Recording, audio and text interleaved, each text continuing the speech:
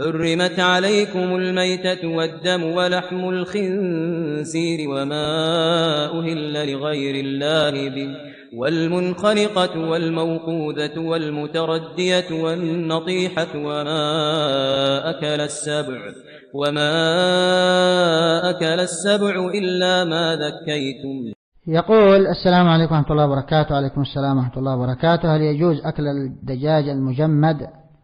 لأن بعض الناس يستدلون بقوله تعالى: وطعام أهل الكتاب طعام الذين أوتوا الكتاب حل لكم، فلماذا تنصحهم؟ جزاك الله خيرا وأنت كذلك.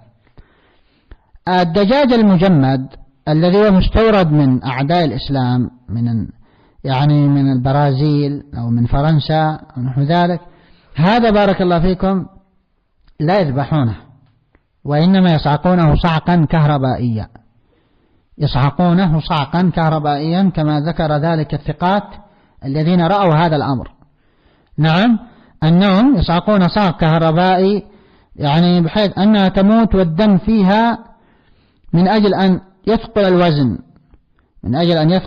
الوزن، يكون وزنها ثقيل، فيجعلون الدم فيها ما يذهب الدم، ما يخرج الدم، وهذه في الحقيقة موقوذة محرمة، ولا يستدل بهذه الآية: وطعام الذين أوتوا الكتاب حل لكم.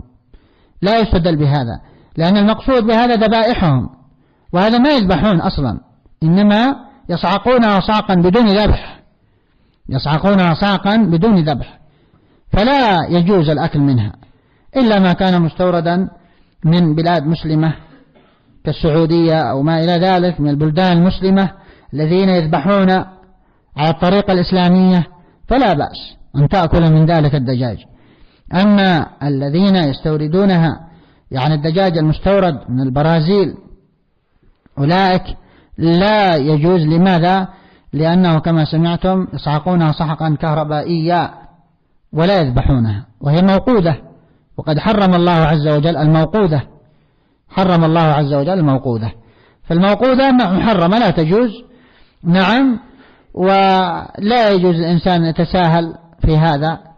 ثم إن أولئك أصبح كثير منهم علمانيين، أصبحوا لا دينيين، ما هم من أهل الكتاب أصلا. حتى أهل الكتاب أنفسهم بعض العلماء يقول: إذا ذبح ولم يسمي الله ما تجوز ذبيحته، لابد أن يسمي الله